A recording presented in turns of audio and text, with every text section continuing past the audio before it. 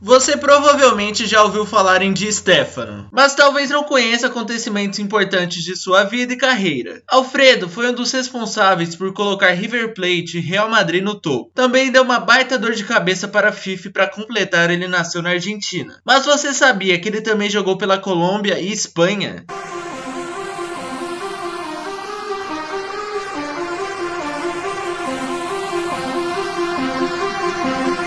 Bom, a história de Alfredo Di Stéfano começou no dia 4 de julho de 1926, em Buenos Aires. Sua mãe tinha descendência francesa e seu pai italiana. Inclusive, ele ainda era jogador de futebol, e não era ruim, já que jogava no River Plate, mas sofreu bastante com lesões. O garoto tinha em casa um grande exemplo para se inspirar e seguir carreira no futebol. E já na infância, no bairro La Boca, onde morava, ele já jogava horas e horas usando uma bola improvisada até ganhar uma de couro. Ele era destro, mas o seu pai o incentivou a usar a canhota, e ele se tornou um legítimo ambidestro. O local onde ele jogava também era bem próprio para jogar bola, com trilhos de trem servindo como delimitação do final do campo. Nesse período, ele começou a jogar no Clube Esportivo Barracas, e mesmo aos trancos e barrancos, Alfredo foi alimentando a paixão pelo futebol. Mas essa não era a única coisa que ele gostava. O argentino também admirava a aviação e sonhava em ser piloto. Mas com o tempo ele ficou com medo de voar, e ele também se inspirava em Martim Fierro. Aos 14 anos, ele e sua família foram para o campo e adotaram um estilo de vida bem rural mesmo, com algumas plantações e cuidados com diversos animais na nova moradia. Algum tempo depois, ele conseguiu participar de um teste no River Plate, onde existiam muitos concorrentes. Mas Alfredo conseguiu se destacar e foi contratado para os times de base. O garoto já impressionava a todos. Tinha velocidade, força e um controle de bola impressionante. Mas o problema é que a concorrência no time principal era gigantesca, e dificilmente ele conseguiria um espaço no início de sua trajetória por lá. O River era um dos melhores times do mundo, e nesse período ficou conhecido como La Máquina. Em 45, Di Stéfano se fixou no profissional. Jogou pouco é verdade, mas fez parte do elenco campeão argentino, já mostrando sua imensa versatilidade, jogando de centroavante, ponta direita e até um pouco na armação do jogo. Mas isso ainda não era suficiente para colocar no banco as estrelas. Então, na temporada seguinte, ele foi emprestado para o Huracan, com o objetivo de desenvolver o jovem e mantê-lo na ativa para não diminuir o ritmo de sua evolução. No novo clube, ele foi muito bem, marcando 10 gols em 25 jogos, e olha que ele ainda sofreu uma lesão. Voltando ao River, Di Stéfano já estava mais consolidado e conseguiu se tornar titular em 1947, já que grandes jogadores saíram. E Alfredo arrebentou mesmo tendo que servir o exército. Marcou 27 gols em 30 jogos. Foi o artilheiro e para melhorar a situação foi campeão argentino, dessa vez como protagonista. O novo craque já era chamado pelo seu apelido que ficou muito famoso, La Saeta Rubia, ou traduzindo, a flecha loira. Lhe deram esse codinome porque ele era rápido demais e também muito objetivo. Não gostava de muita cerimônia e sempre tinha como objetivos de sua jogada o gol. Di Stéfano já jogava pela Argentina e foi para a Copa América de 47. Seu país era o favorito e não deu outra. Os hermanos foram campeões e o atacante do River foi um grande destaque, com 6 gols em 6 jogos. Mal sabia ele, mas esse seria o seu último e único título no futebol de seleções. Na temporada seguinte, o River não foi campeão, mas mais uma vez Alfredo foi muito bem. Curiosamente, um amistoso com um combinado entre Boca e River, Alfredo Di Stéfano utilizou a camisa do Palmeiras. Voltando ao que interessa, a Argentina estava prestes a entrar em uma grande crise econômica que enfraqueceria a liga do país. O salário de Di Stéfano diminuiu e, para piorar, ele e vários outros argentinos ficaram 8 meses sem receber o salário. Os jogadores revoltados fizeram uma greve e Alfredo participou dela sendo um dos líderes. O craque ainda estava sem receber um bônus e viu uma oportunidade dourada na nova Liga Pirata da Colômbia, que pagava muito bem e era a única opção viável para ele sair sem autorização do River. Ele desembarcou em Bogotá com 5.000 torcedores esperando sua chegada e foi contratado pelo Milionários, que contava com o velho conhecido Pederneira e também com a chegada de Néstor Rossi. Di Stéfano começou a ganhar 10 vezes mais do que recebia no River e não tinha esse problema de salários atrasados. Mas o ônus da negociação foi a sua imagem com os argentinos, que ficou queimada e ele nunca mais jogou pela seleção de seu país natal. Na Colômbia, ele se tornou um astro e era o principal nome da nova liga, que era um sucesso comercial. Inclusive, ele jogou alguns poucos jogos pela seleção colombiana na época. Na parte esportiva, o Milionários e Di Stéfano iam muito bem. Ele foi artilheiro 2 vezes da liga e ganhou 3 campeonatos colombianos. Nesse período, o seu clube jogou amistoso contra o Real Madrid e Alfredo marcou 2 gols na vitória por 4-2. Na época, o presidente Santiago Bernabéu já estava de olho no jogador e fez uma visita no vestiário. Di Stéfano permaneceria no Milionários no máximo até 1954, já que a FIFA fez um acordo com a entidade colombiana que cuidava da liga. Então alguns clubes já preparavam uma investida no craque, que ainda tinha seus direitos sob o controle do River. Um deles era o Barcelona, parecia ser o favorito para contratar o jogador, mas seu principal rival também na negociação era o Real Madrid. Esse é um dos capítulos mais importantes do maior clássico do mundo. O clube da Catalunha, segundo documentos apresentados pelo jornal argentino La Nación, já tinha fechado a transferência com o River e efetuado uma parte do pagamento. Mas esqueceram que o Milionários também precisava ser consultado, já que isso aconteceu em 53 e Di Stéfano podia ficar mais um ano por lá. Em paralelo a esse acordo, o Real também conseguiu um acordo, fechando com o Milionários. No fim, o episódio foi parar na Federação Espanhola. A decisão foi o compartilhamento do jogador pelos 2 clubes. Di Stéfano jogaria 2 temporadas no Barça e 2 no Real. O Barcelona ficou revoltado, já tinha fechado a negociação antes e contava com o jogador, que inclusive jogou pelo clube algumas partidas. Então eles desistiram do negócio. No fim, o Real Madrid ficou com o ouro todo. Me arrisco a dizer que esse foi o maior chapéu da história do futebol. Alfredo era um jogador completo e marcava bastante gols. Os seus números provam isso, já que em 294 jogos no Milionários ele marcou 267 gols. Essa contratação era gigantesca e ainda tinha um gostinho de revanche, já que 3 anos antes o Barcelona deu um chapéu no Real Madrid contratando outro astro, chamado Kubala. O Real Madrid raramente fica sem conquistar títulos. Mas antes da chegada de Di Stéfano, o time não ganhava uma mísera Copa da Espanha há 7 anos. E uma Liga Nacional há 20. Então Alfredo tinha a missão de colocar o clube de volta ao topo. O presidente Santiago Bernabéu reforçou pesado a equipe ao longo dos anos. E na mesma temporada que Di Stéfano chegou, também veio Paco Gento, que seria um grande companheiro de ataque. Já nesse ano, o argentino marcou 27 gols, sendo artilheiro e ajudando no título espanhol, tirando de uma vez por todas o Real da Seca. Na temporada seguinte, o bicampeonato veio, e esse título deu direito do clube da capital jogar um novo torneio dos campeões europeus, que décadas depois ficaria conhecido como Champions League. O Real fez história ao ser o primeiro campeão da competição, e Di Stéfano foi peça-chave com 5 gols, incluindo um na final contra o Stade de Reims. Nesse time francês tinha um tal de Raymond Kopa, e Bernabéu, que não era bobo, reforçou o time com mais um craque. Na temporada 56-57, Di Stéfano começou a jogar pela seleção espanhola, já que se naturalizou espanhol.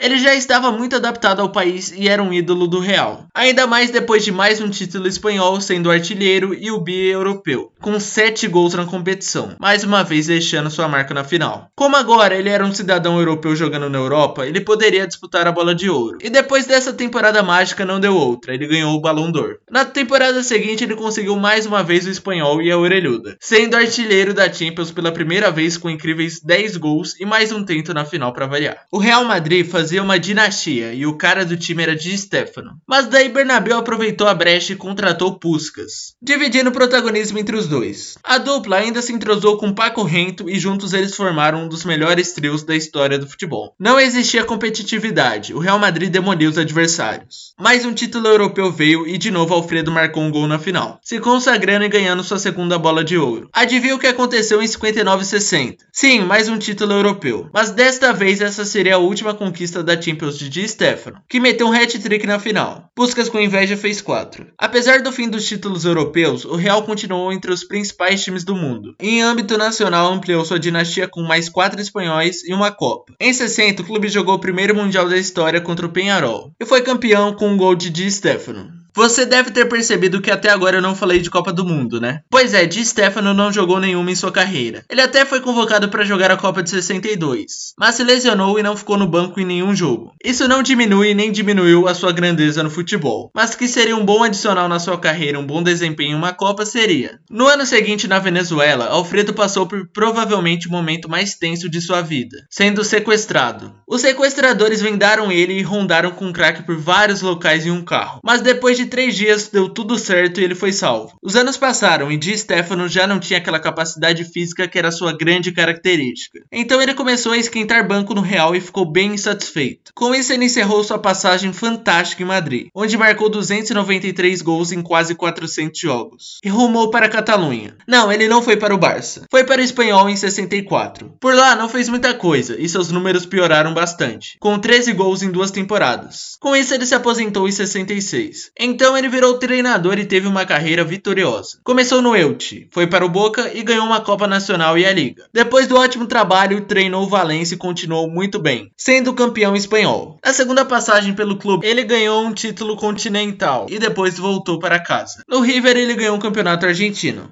E depois rumou para Madrid em um período de reconstrução. Depois ele saiu e rondou pelos clubes que já tinham treinado e voltou de novo para o Real, ganhando uma Supercopa e encerrando de uma vez por todas sua carreira como treinador. Depois disso ele virou presidente honorário do Real Madrid. E isso foi muito justo, já que sem ele o clube muito provavelmente não seria o que é hoje. Se ele não for o maior ídolo da agremiação, com certeza é o segundo, porque ele tornou o Real de forma definitiva o melhor e maior time do mundo. Alfredo era tão fora de série que ganhou a Super Bola de Ouro em 1989.